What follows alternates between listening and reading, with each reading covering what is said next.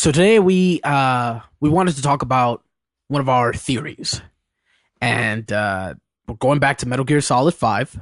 The beta's over till February, February 18th, was it? Someday. One of those days. Send us a copy, Konami. We'd love to try it out. But today we actually wanted to speak about one of the things that has been kind of like bothering us, or rather something we've been wondering about. So the title for this this theory today is The Quiet Pain. As much as you guys know, Quiet, and this is a spoiler, I feel like I have to say that. Do we still have to say that? For sure, yeah. Always. Okay. Always. Gave you guys enough time. If you don't want to hear this about Quiet, then see you next episode. Here we go. So Quiet eventually dies. We know this. We know that Quiet leaves you because of the vocal cord parasites, because she finally decides to speak, and that makes them active. And so, but there's a way to get her back. Non-canon like, but there's a way to get her back anyway. And the way is that you have to replay fighting her 7 times. And I was wondering, I was like, what did Hideo Kojima have in mind for that? Like that's so random, right? Don't you think so? Like, this is like, yeah, it's not like a Metal Gear thing to do, in my opinion. It's right. Other games. I've seen it in other games, but not really like a Metal Gear Hideo Kojima thing. Right. So the way that I see it is like this. It's like, so you realize that you are Venom Snake, and you're not the real big boss. The real big boss left. Mother Base has been left in your care. You are the big boss for that Mother Base. And, so basically, this Venom Snake, all the memories that he's had from the past of Big Boss or Naked Snake are not his. So it's like everything around him, everyone surrounding him believes that he's Big Boss and he's done all these things when in reality he hasn't. And so it's like we look at Quiet, the character who we believe Venom Snake had feelings for. I don't know what you think in terms of that. I think so too. Yeah, I think he had actual feelings for her. Right. He's Venom Snake. Yes, because the only time Quiet met Big Boss was in the hospital, where he basically almost got killed. He torched her, right? Because he threw something at her and then this freaking lighter. And that's all but she didn't know that was actually Big Boss, I think. No, or did she? She did, yeah, she did. Did she know that the guy in the bandages was Big Boss? Because she says the guy in the next bed saw me too, or something like that. But anyway, that's a theory for another day. Yeah. But here we go. So in hindsight, Quiet is the only thing that is real about Venom Snake. His feelings towards her. It's the only thing that's real. Because those were his feelings. He decided to feel personal, that way. Yeah. And it's also playing into the part of love and, how Hideo Kojima does these things with love and peace and all that stuff, right? It's like, for some reason, he was forcing it upon Venom Snake himself. He was forcing to love Paz with the pictures and all that stuff. If you do the side missions, you're kind of like remembering her in a way. But with Quiet, it felt like, man, I'll decide if I'm going to kill her or not. I'll decide if I do this. Like, it was very personal to him. And you can tell all throughout the movie, all throughout the game, that he has a deep fond for her. And then you're going to talk about it with, obviously how to get her back. Right.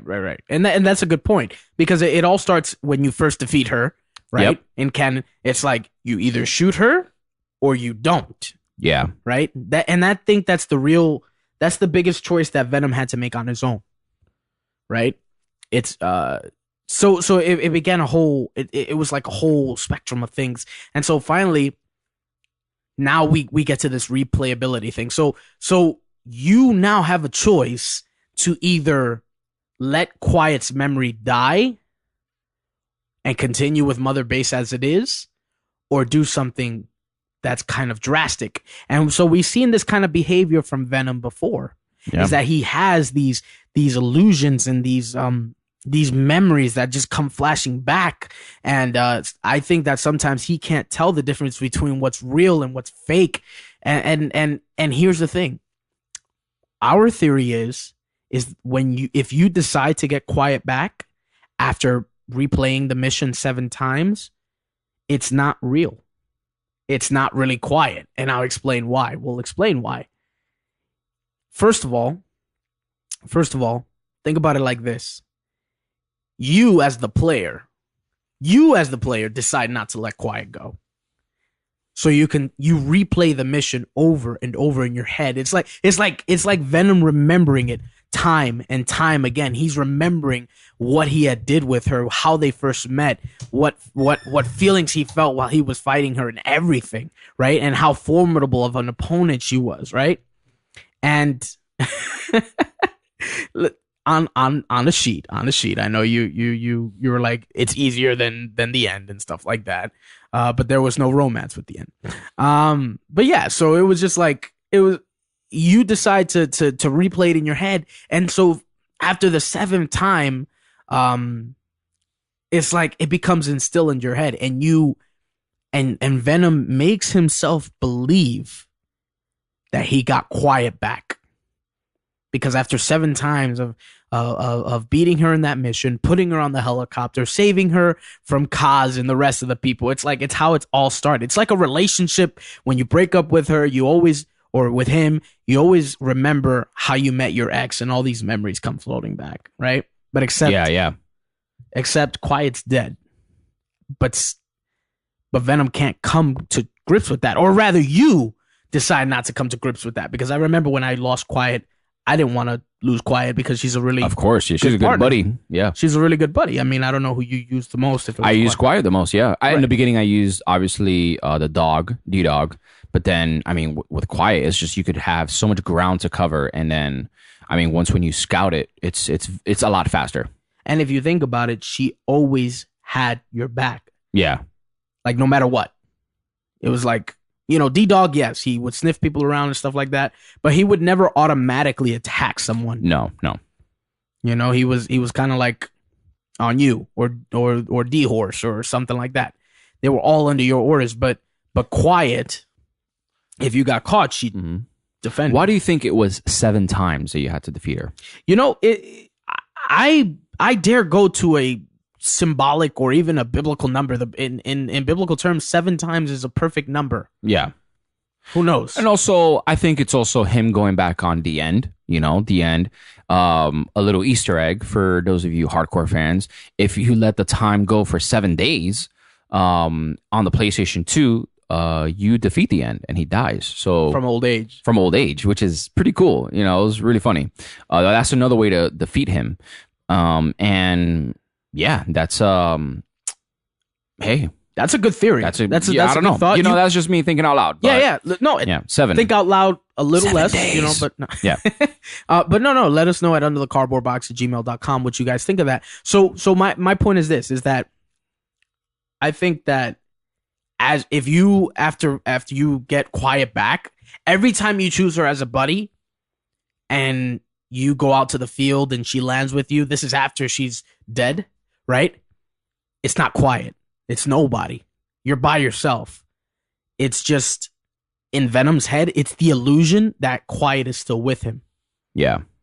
And every time Quiet does something, shoots somebody or whatever the case may be, defending you, maybe you got caught, it is Venom Snake thinking it was Quiet, but it really was him. Yeah, and he's the one behind the deaths, the scouting, everything, but it's just his love, I guess, was so deep for both Big Boss and Quiet that it kind of meshed together. So it's like she's still there in my heart. She's still there, but I still have to fulfill my mission, right? Which is to keep it quiet, to keep who I am a secret, right? And so he kept it so much that he's hallucinating. He's pretty much hallucinating that she's there, that she is part of Venom Snake. Whoever Venom Snake is, we don't know his name, right? He's an unknown person. supposed to be you. It's right? you. It's you. You're supposed to love this person, right? But in the end, you can't help controlling your feelings. You No can't pun do that. intended.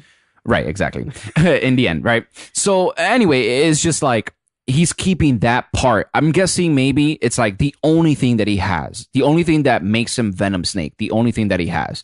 I mean, man, a fear of a lot of people is losing their identity, and it's like, man, this is the only thing I can hold on to. So I'm gonna hold on to it. The only thing that was real to him. The only thing that was real, his. right? Right, and he so lost it. And his feelings for her is just a lot more gradual as you continue in your mission or whatever it is and stuff, So, yeah, who knows? Who knows? It's a fantastic theory, and I think that it just plays on to another great form of media.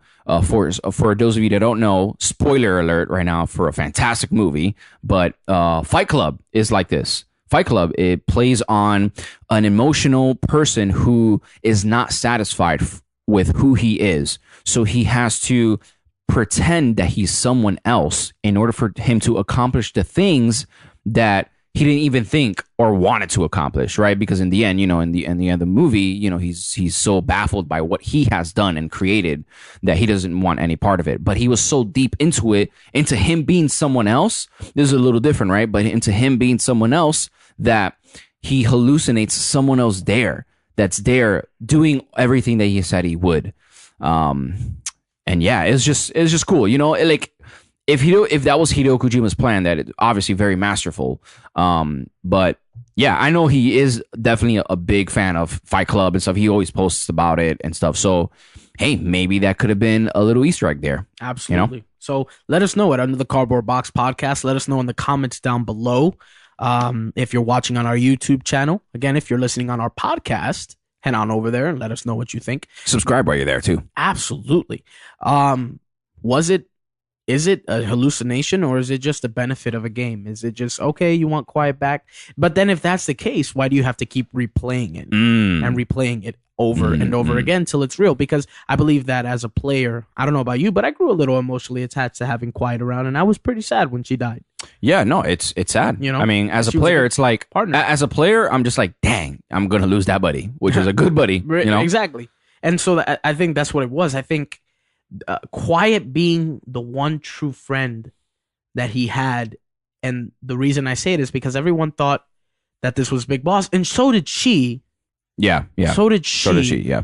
But after she spent the most time with Big Boss on the battlefield, no other person can say that about Venom, that they spent that much time on the battlefield with him. Yeah. And I think that's, and with that, I think it's a good ending.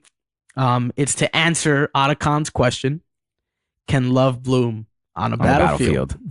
The answer is yes, it can. I think it can. Yes. So, let us know what you think.